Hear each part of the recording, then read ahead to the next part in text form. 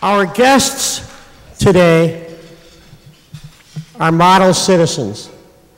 Our first speaker has served as a senior executive of the Midwest region of J.P. Morgan Chase for over 6 years. He served as chairman of President Al Gore's 2000 presidential campaign. Our first guest today served as U.S. Secretary of Commerce in the Clinton administration. He is a graduate of Loyola University Chicago and the John Marshall Law School. We all know the many contributions of the Daley family to the city of Chicago and the state of Illinois over the past 60 years. Although his style is no fanfare, no headlines, this is yet another contribution. Many of us will never know his many contributions. Ladies and gentlemen, Bill Daley. Bill?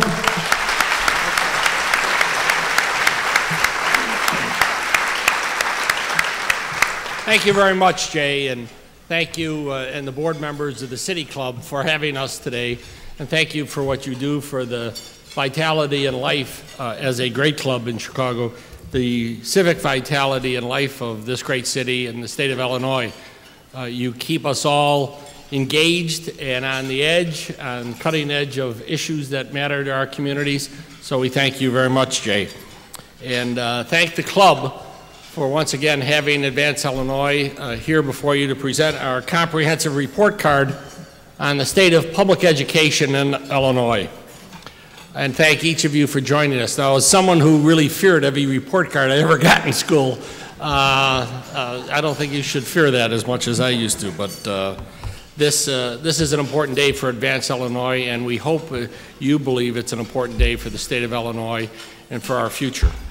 I know that you're probably interested in seeing Edgar and Daley sharing a podium. I have to tell you, we really do have a great partnership as co-chairs of Advance Illinois. As opposed to many, though, it may be a bit confusing. You have a banking executive and a college professor, and if you just had that information, you'd probably never guess who's the Republican and who's the Democrat.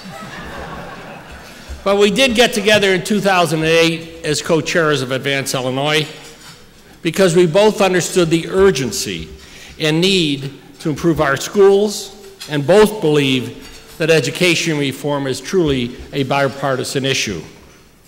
You can see from our board list that that's exactly the case.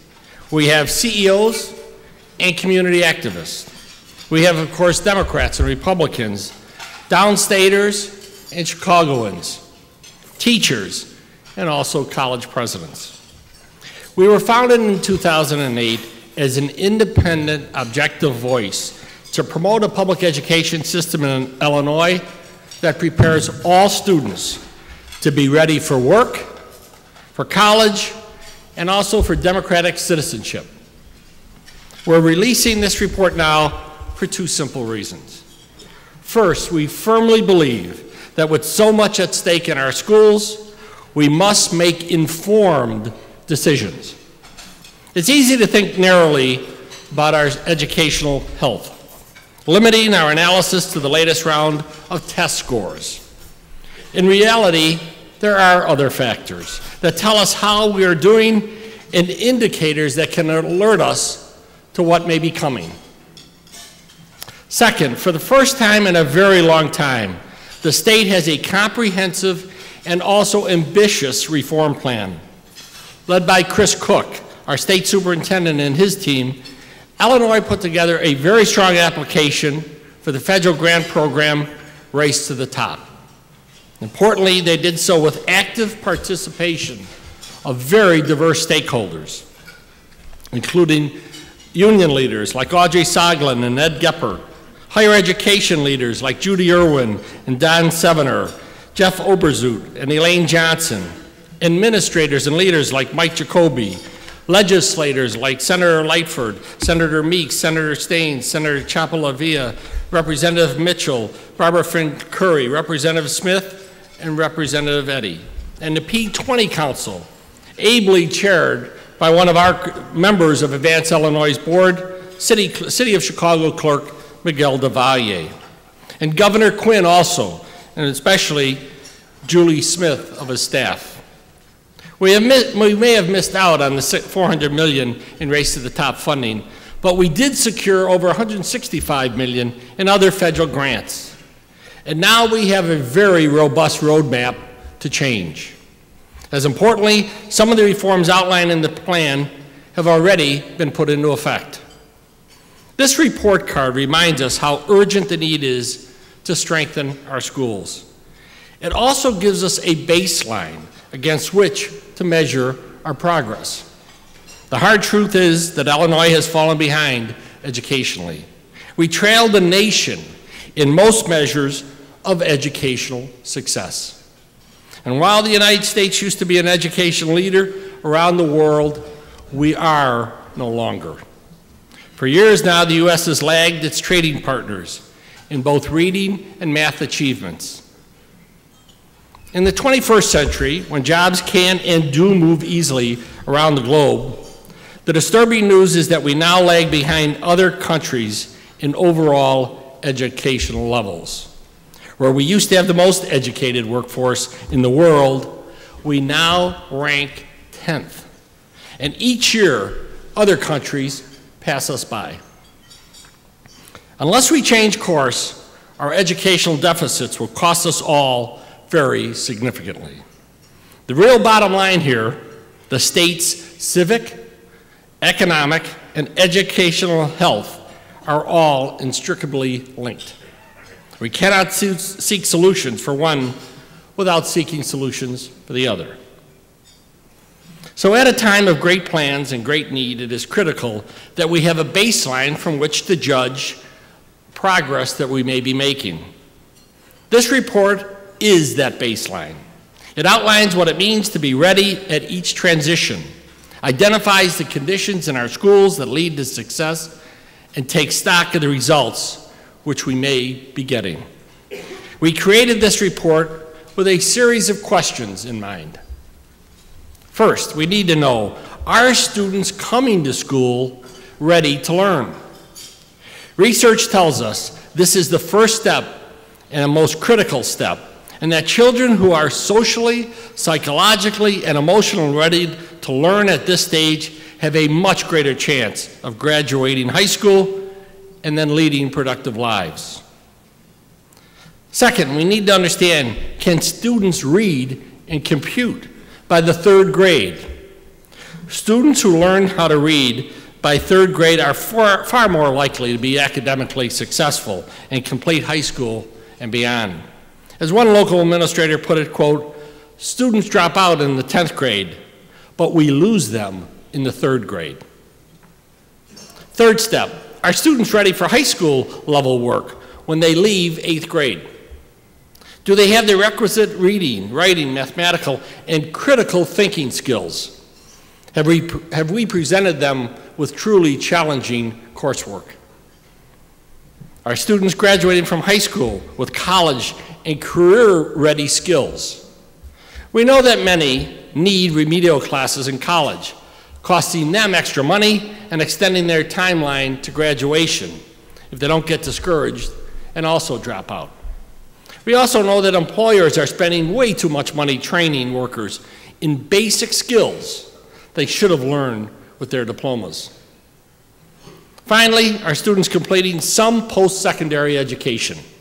At a time when good jobs increasingly require some post-secondary training, are we doing all we can to make post-secondary available, affordable, and achievable for all kids?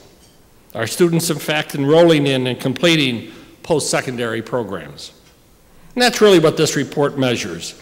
On each rung of the ladder, are we doing all we can to make sure our children step up and don't fall off? We've broken the report card up into 3 sections: early education, K through 12, and post-secondary attainment. In each section, we take a look at the results we're getting, whether they're improving over time, and how we compare to top-performing states. We also look to see whether overall state averages are hiding significant achievement gaps between minority and majority students, and between low-income and affluent students. Finally, we look to see how we are doing on leading indicators. Indicators we know drive student achievement and tell us whether we are likely to get better results as we move forward. Essentially, if Illinois ranks on average in the top 10 states, we get an A. If we're 11 to 20, that's a B, and so on to an F if we're in the bottom 10 states. As you can see, this report card is different. With the help of our advisory council, we used what we feel are critical and unique measures to create a comprehensive picture of our educational system in Illinois. I'd like to thank the advisory council on behalf of the board for all their advice and guidance in the preparation of the report. Of course, the good ideas are theirs and the bad ones are ours. So what did we really find in the process of creating this report card? What grades did we earn? And what can we do, most importantly, to move forward? And for this, I'm happy to turn over the mic to our other co-chair, former governor of Illinois, Jim Edgar. Jim?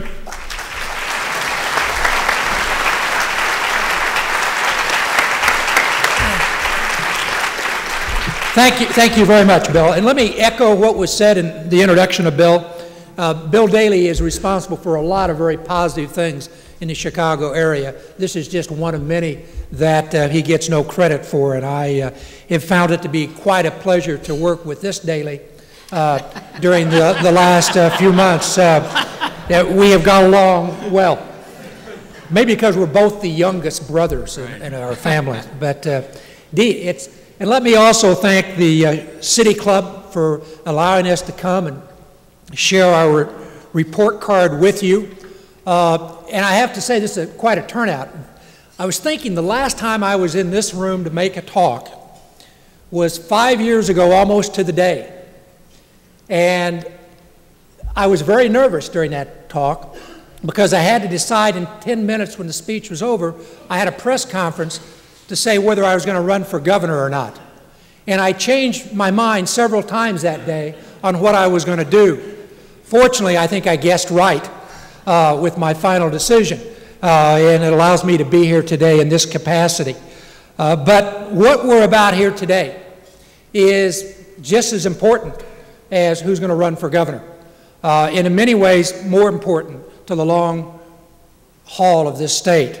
And while the topic is very important, and I'm glad to be here to talk about it, I wish I had a little better news to report as far as the grades.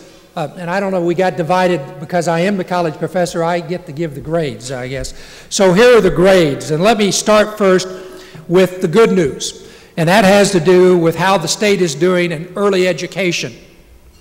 Years ago, early childhood leaders and elected officials in Illinois got together to expand and enhance preschool in this state. They set clear goals to increase enrollment and improve the quality of teachers and classrooms. As a direct result of this focus and effort, Illinois now leads the nation in 3-year-old enrollment and is in the top 10 of 4-year-olds. Illinois now ties other states as a leader in terms of teacher qualifications. And though our totals are still too low, you can see that we also rank 6th in the percent of children enrolled in nationally accredited programs. It's really the good news story of this report. And if we looked at just these indicators, Illinois would get a B+.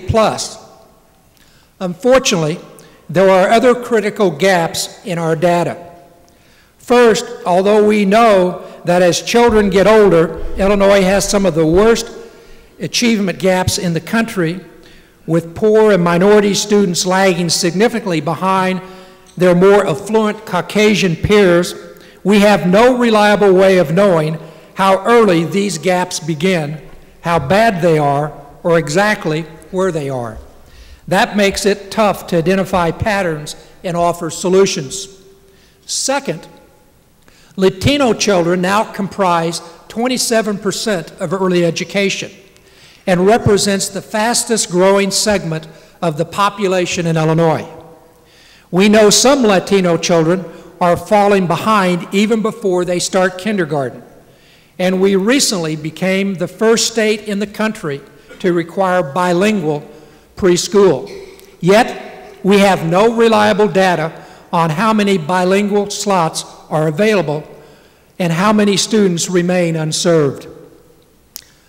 Finally, and perhaps most importantly, the first time Illinois takes a systemic look at whether children are where they need to be academically is in third grade. This is far too late. We have invested heavily and appropriately in giving more children a good early start.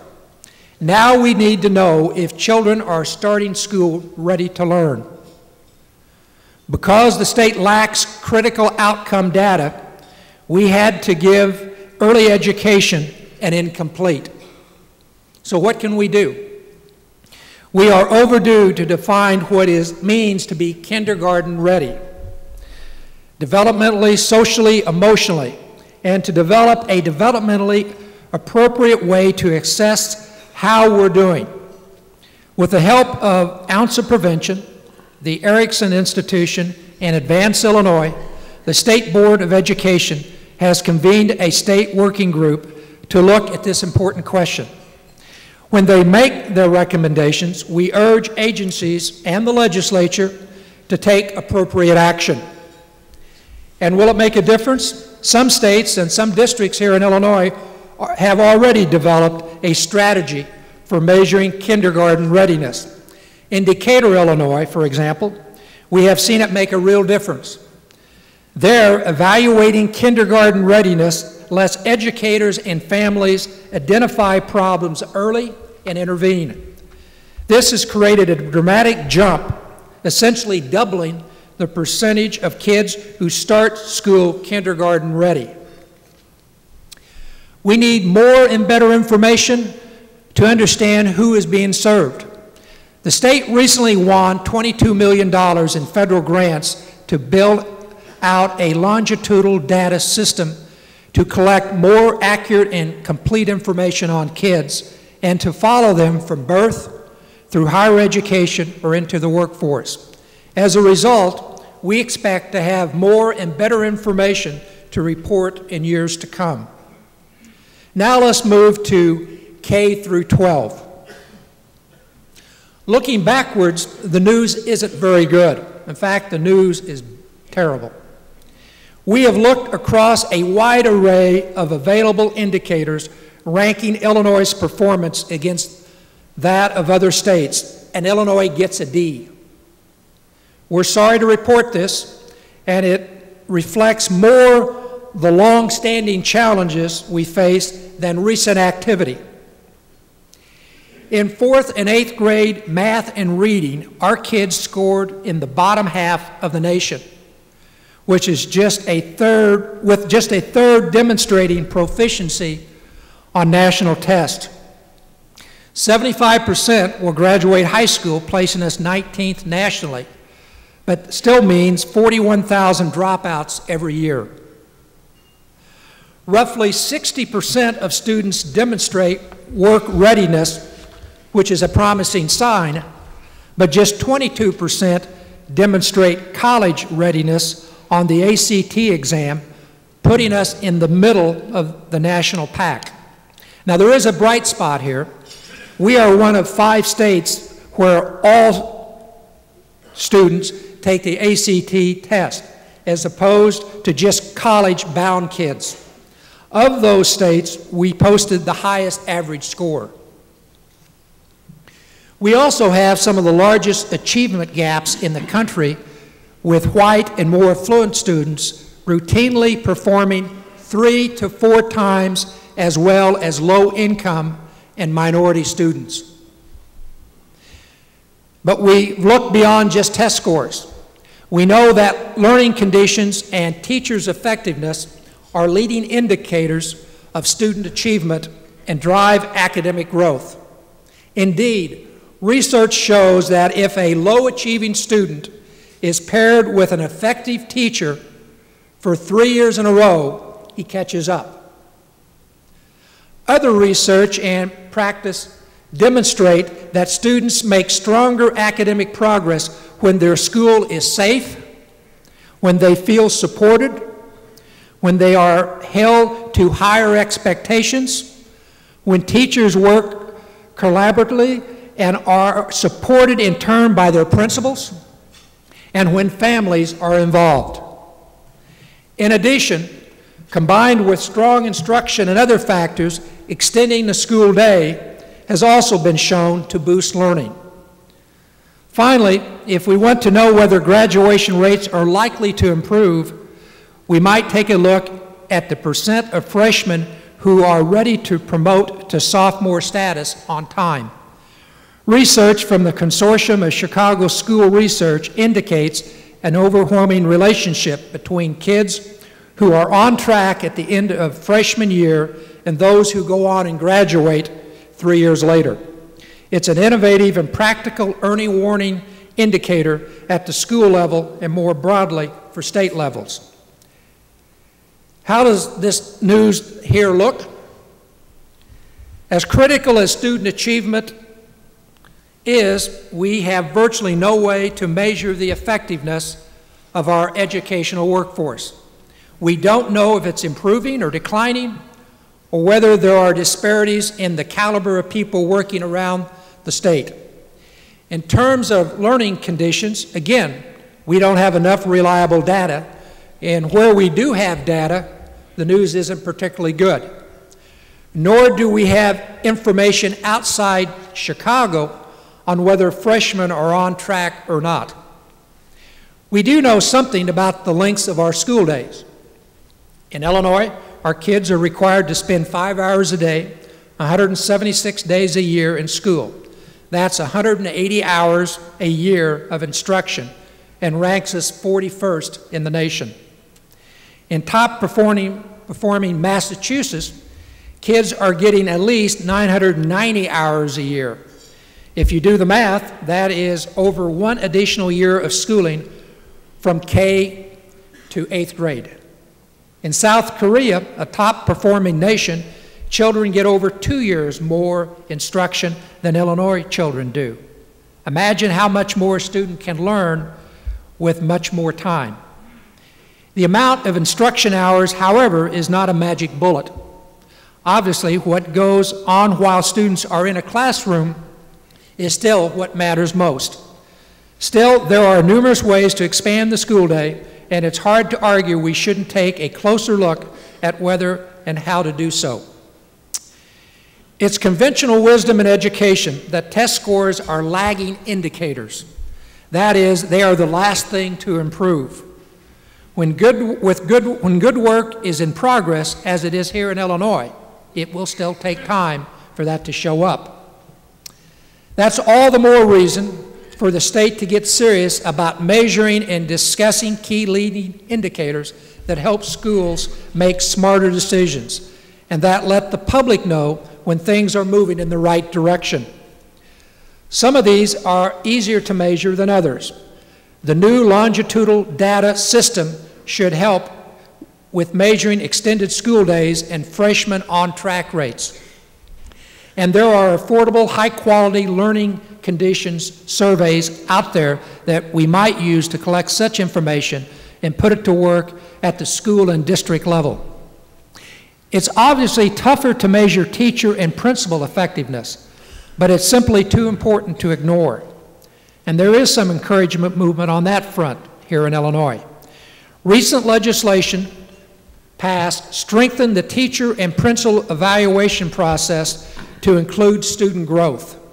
Done well, this will give educators in the field meaningful feedback to improve their practice.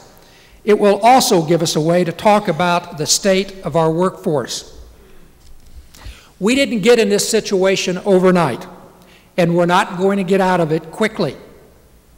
The good news that we do have some key changes in place, and the leadership at the Illinois State Board of Education deserves a great deal of credit for its work over the past few years.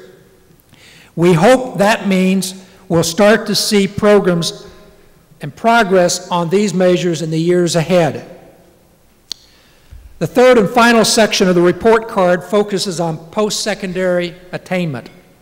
The aim here is not to assess state college system, but to focus on whether our young people are successfully completing some amount of post-secondary education. Here the state gets a C. Just 33% of our high school graduates are enrolling in college. From there, 21% are graduating from two-year institutions, with 50 to 60% graduating from four-year private and public colleges. When you shake that all out, 37% of the adult population has earned an associate degree or higher, which places us a mediocre 18th. Now, let me just say that anyone who talks to business people will tell you they need employees who have post-secondary education. A high school diploma no longer will suffice for a person to be able to enter into the middle class section of our society, particularly as we move through the 21st century. So it's critical that we get those numbers up if we're going to be a viable state. In fact, it's important to remember, as Bill already pointed out, the fact that we're 18th in the nation doesn't mean we're 18th in the world. It means we're in trouble and we need to improve. But what do leading indicators tell us that we can expect going forward?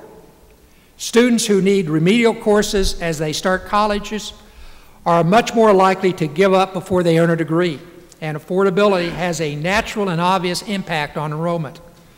Unfortunately, we do not have reliable data on how many students are taking remedial courses, what courses they need, or what's the cost to families and colleges. Getting better data on remedial education would tell us where trends are improving and identify key changes.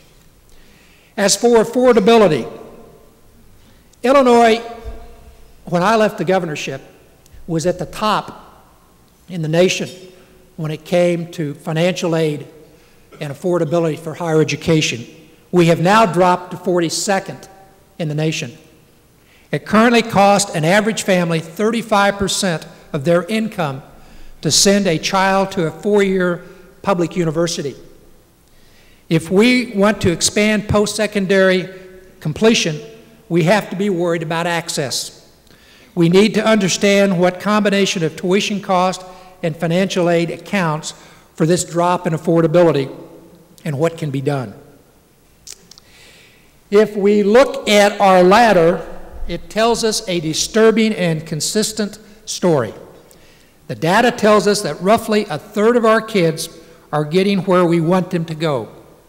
For the rest, the majority, the system is not working. In a world where our civic and economic future depends on our educational health, that's simply not good enough. There is plenty of bad news in this report and in the media generally about education in our state. Understandably, this is disheartening. Huge resources have been thrown at the problem we face, and the perception seems to be we just can't solve them. That isn't true. The state recently created a strong blueprint for change as part of Illinois' Race to the Top application. And as our report shows, we have made great progress in the area of early education. These things happened because we focused, made them a priority, and then collaborated to make them a reality. As long as we continue to work together, we can bring meaningful change to education in Illinois. It might not happen as quickly as we would like, it won't happen easily, and it will require substantial investment and focus. We have some strong leadership in key agencies and positions, growing collaboration, and a promising plan. So we must remain fundamentally hopeful. Thank you.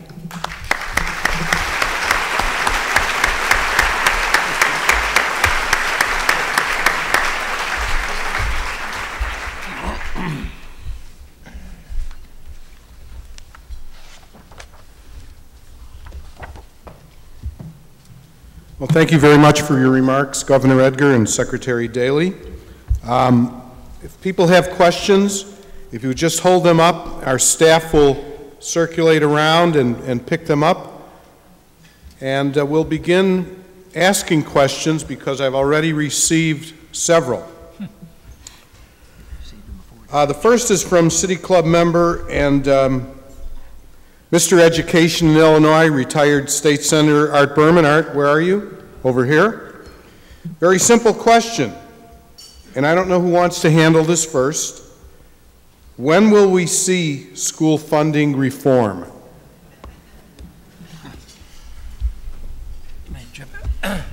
Well, first of all, you have to define reform. What Senator Berman thinks is reform and what a downstater might think is reform are two different things. Though I will say that my time in Springfield working with Art Berman was, he was someone who had a statewide perspective, and I appreciated that as someone who also tried to have a statewide perspective, even though we came from different parts of the state.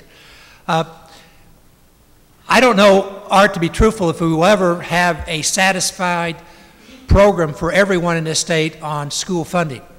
One of the things that we attempted to do in the 90s was put in the minimal foundation level to began to try to assure that at least there was a minimal amount of money available that we thought was necessary for a quality education for all schools.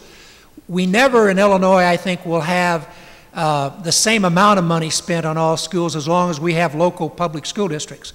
I don't think you can force those districts that want to spend more and are able to spend more to come down to a level where the state can afford to bring up the lower districts.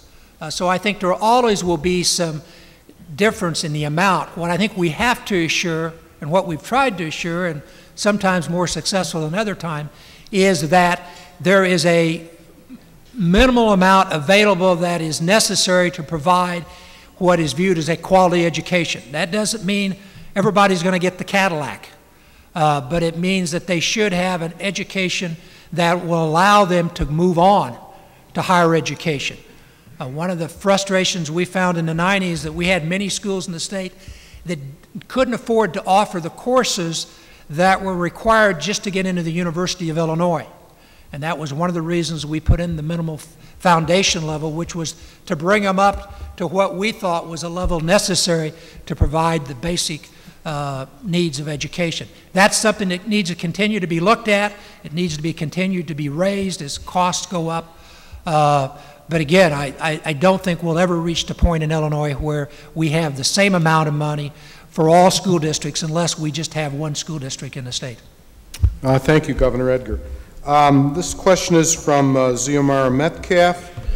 By increasing the number of charter schools, do you believe education is compromised in terms of accessibility, standardized curriculum, etc.? I think the board would feel that the increase in number of charter schools has been a good thing for the state. I think the interest in communities, first in parents, in getting their kids into charter schools, the community's engagement with the schools, the business and philanthropic leaders, the foundations who have supported charter schools, show an interest. You know, the great thing, look at this turnout, the great thing about education today, and the reason I think some of us are very hopeful, is we get it.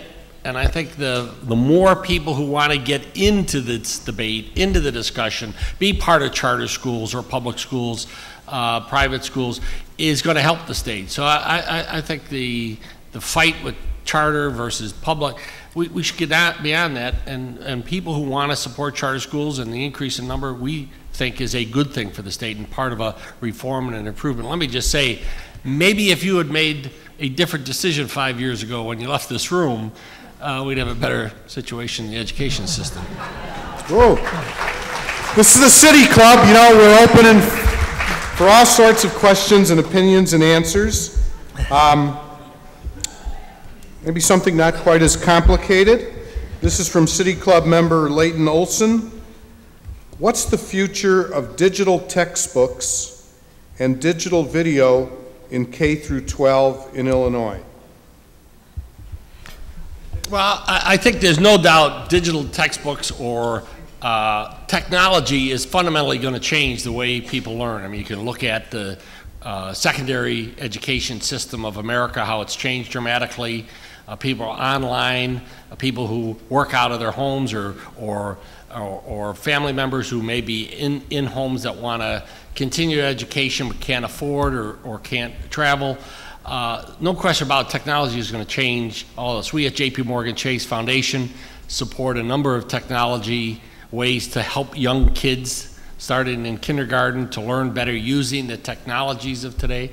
So, you know, there's no question that we can be more efficient, more effective, just like you and your businesses are more effective, more efficient using technologies. The public education system and editorial comment, government in general, ought to try to look at the private sector and take advantage of the technology boom and the enormous opportunities that technology brings. So I think you could have over the next 10 years, fundamental shift in the way people learn.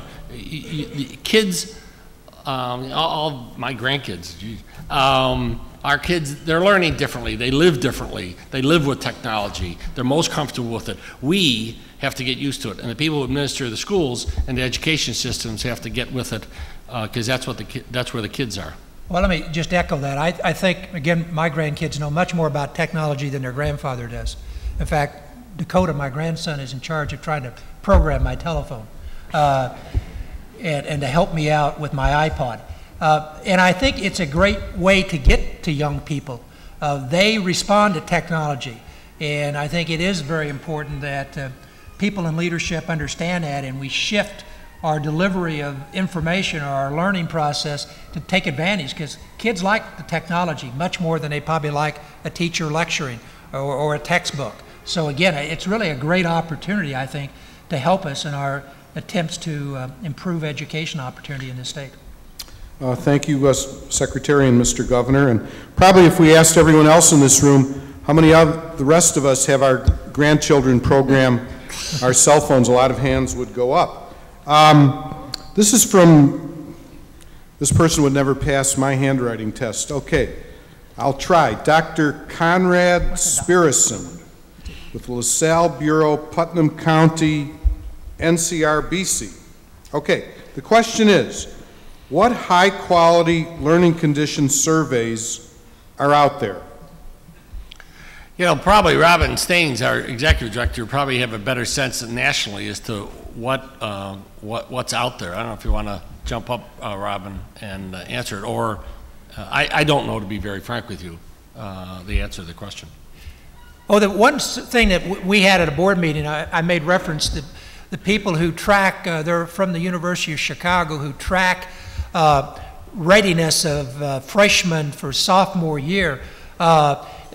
They track a lot of things. There's a very interesting presentation they made talking about the impact of not only freshmen and how well you can predict they'll do, but also other things that they have tracked, and the importance of the atmosphere a student learns in, the cooperation among teachers, working with the principal. I mean, right here in Illinois, we have groups that I think have been very successful in being able to track some of these. What we have to do as a state is plug into those surveys and to make sure there's some continuity around the state so we can measure.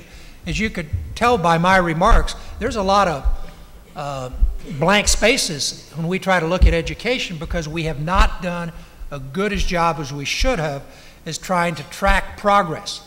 I mean, for the amount of money we spend on education, I think those of us in leadership positions have been a little derelict, that we have not required better accountability reports as we appropriate this money. And that is, again, one of the thrusts. What we're trying to suggest is, and already the state has begun to take some steps in the last few years, and hopefully we'll continue to take additional steps. But I think those are here in Illinois. We can identify those. We just got to make sure it's done.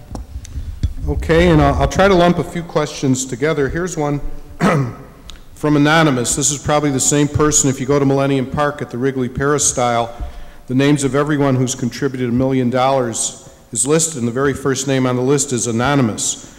We all thought it was Paul Green and Ed Mazer, but it must be this person. Question: what is Illinois' grade on the state's share of funding for public education? Well, we didn't give a grade to the state for their funding.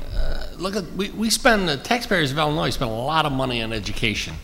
And no doubt funding is important, but how you spend the money, and these are difficult times, so the expectation that there's a pot of gold that the state's going to come up with is just unrealistic. But we do spend a lot of money, and on average, we spend a lot of money per student statewide compared to the national average. So it is not alone funding. But we did not give a grade to the state, no question about it. They've got to be more efficient, effective with the use of the money and resources in different parts of the state, targeted better, getting results better. What we're trying to say with this report card, as Jim mentioned, and if you take the report, please, on behalf of the board members who are here, we really do want you to go through this, because we're going to do this on a periodic basis. This is not just once. So we do believe that funding is an issue, but it is not the primary issue for improving these grades as you see before us. Let me just comment too, as someone who's been at the state level, there's no doubt the state percentage is low compared to other states, but the total amount of money we spend per student in Illinois is higher than most states, because historically, right or wrong, we have relied on local property taxes. And I thought maybe that wasn't correct. I took a run at that. Now, we ended up putting a lot more money into education. We didn't necessarily shift from property tax to income tax, though we put the same amount of money we wanted to. But there was a lot of resistance to that, because a lot of folks know if the state, let's say, fully funds schools, you're not going to have local school districts. It's going to be run from Springfield. I mean, that's one of the arguments against it. I think the state should do more, but that is not going to solve the problems we've outlined here today.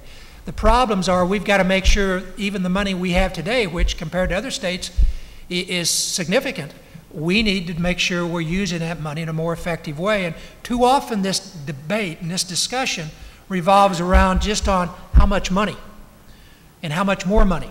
And that all, if we doubled how much we spend on education in Illinois, that would not solve the challenge that we face in education. Okay, thank you.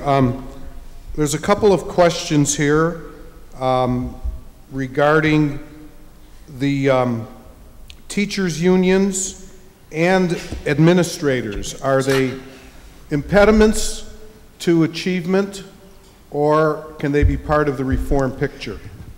They have to be part of the reform picture. You know, no question there are certain people in administrative positions, political system, unions, that are impediments, and there are a tremendous number that are the only means by which there's going to be true reform. So again, as Jim said, you know, you get this debate constantly between how much money, or is it not, and then some people want to run to it's the union's fault, it's not. Look, it's not about the unions, this is about the kids. The teachers, who are union members obviously, in all circumstances, at least in the public system, are the integral part of this. They must be held to a different standard than we have historically held them. They must be given the resources to do their job, but that's why we have encouraged very strongly, and we're on the road to a teacher evaluation. We think that's a vital part of the future of improving education in Illinois. The employees must be part, the teachers must be part of coming up with a fair evaluation system. But all of us in business evaluate our employees. You have to, and so we've got to work and move quickly. We are hopeful that we will come to that, to a statewide evaluation system for teachers, but that's vital. But it is not the unions. Yes, you can blame the unions. Yes, you can blame the administrators, the politicians, the parents, the kids. That gets us nowhere, and nowhere in this debate. We spent too much time doing that. They must be held as employees of the school districts where the taxpayers pay for their salaries. There is an expectation, and they must understand it is a fair expectation of them to expect better as employees of the people of their school districts. Thank you, Secretary Daley.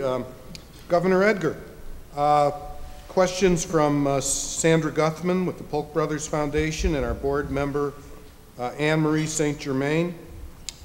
What are the next 3 things we should do in Illinois to raise the grades? And what distinguishes Advance Illinois solutions from efforts over the last 2 decades? Well, first, I don't think Advance Illinois, we have all the answers. I mean, a lot of the answers we propose have been around for a while, or they've been used in other states, and there's other people promoting them.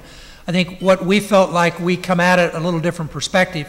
We're not a teachers group, we're not an administrator group, we're not just a business group. We have make up our membership of people from all different backgrounds, both political parties and, you know, right to left, as Bill said earlier. So, you know, we have taken a look at a lot of people's suggestions and tried to figure out what do we think are the top priorities for Illinois. So again, I don't want to suggest that we have all the magic answers.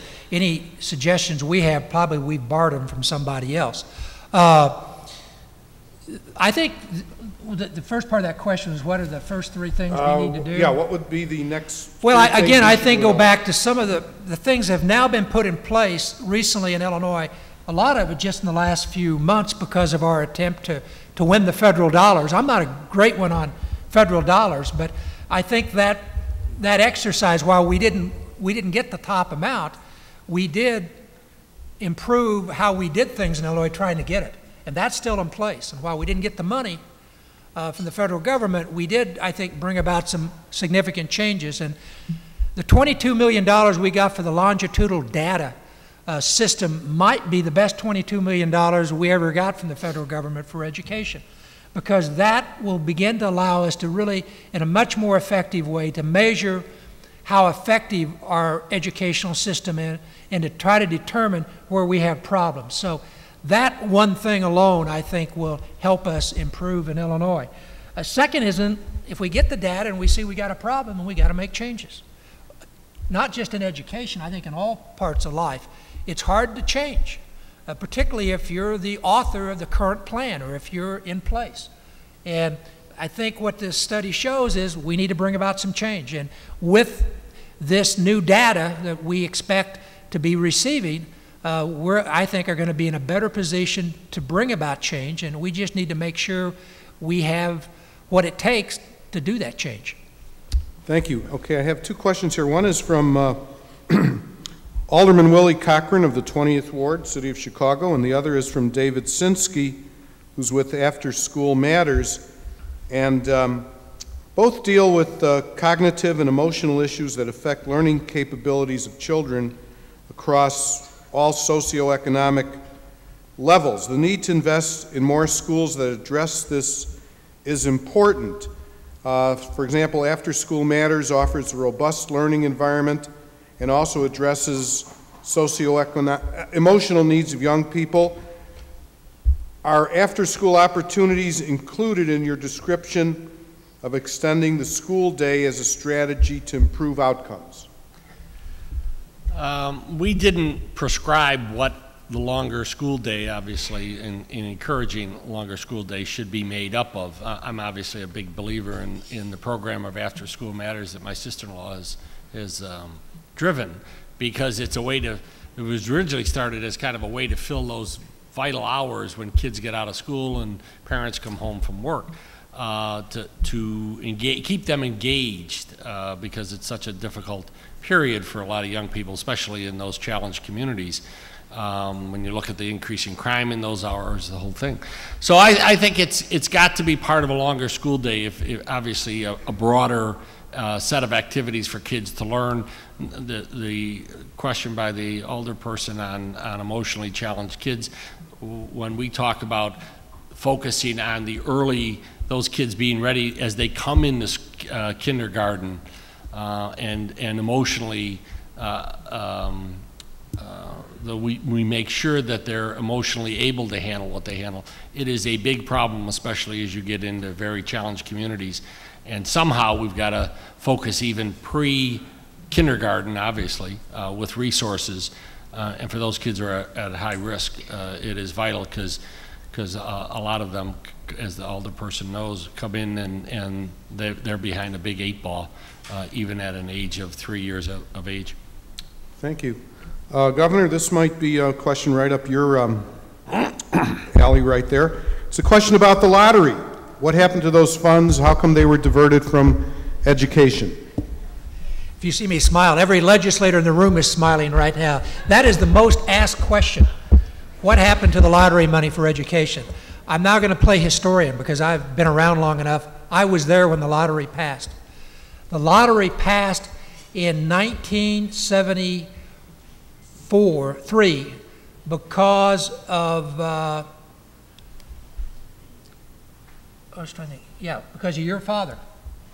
And it passed. I was trying to make sure that it was still, and his father, who convinced some Senate Democrats who had always opposed the lottery when it was for education.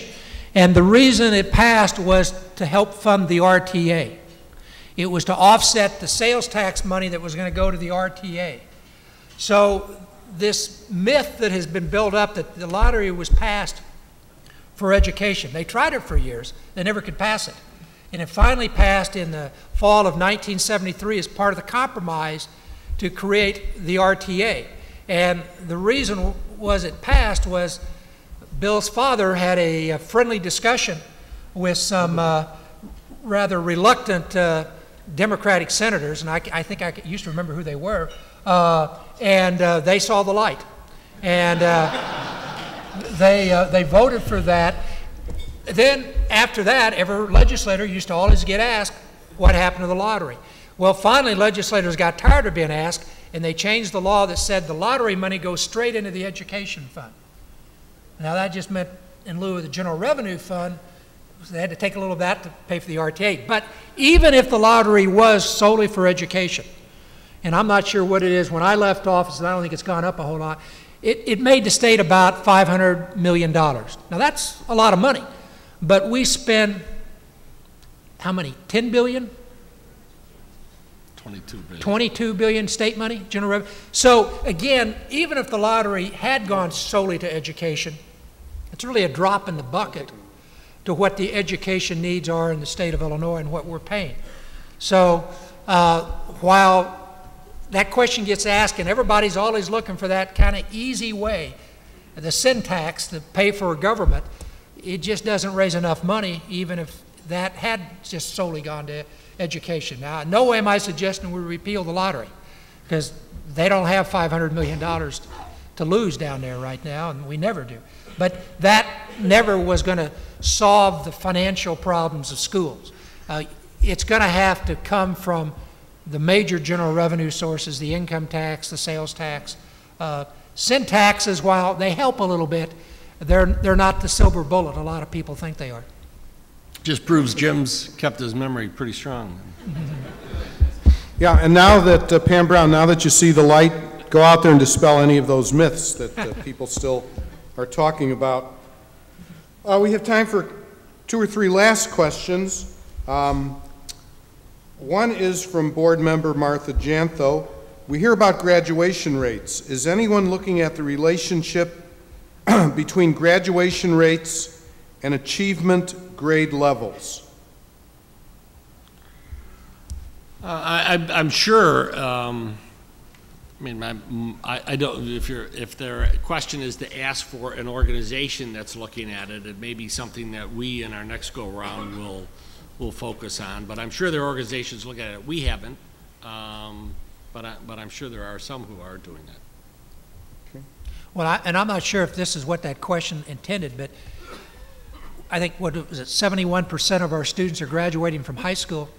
I think there is probably a need to, is that 71% to graduating from high school really have a high school equivalent education skills? I mean, that's something I think that we need to continue to look at, and hopefully, again, by some of these things we've put in place in the last few months in Illinois, we'll have a better job of measuring just how well prepared are these high school graduates. The fact that only 37% of them go on and get an associate degree or higher kind of leads me to believe maybe just because you have a high school diploma doesn't mean you've received what you need to receive from graduating from high school, and we need to continue to work on that. And I think we rank 50th out of 50 states on college-ready curriculum for our high school students, which in and of itself is a statement of a negative statement, obviously.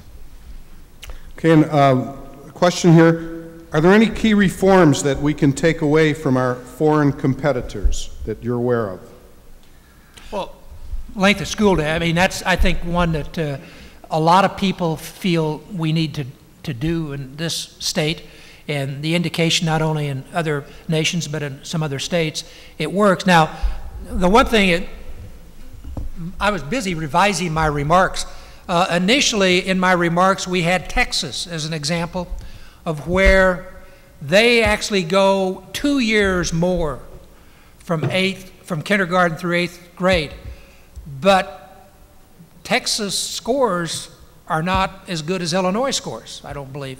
So just because you lengthen the school day doesn't guarantee that it's going to improve education. What you do with that time is still the critical thing. And so I think, that, again, that's something we've learned, and we can learn from other countries and other states.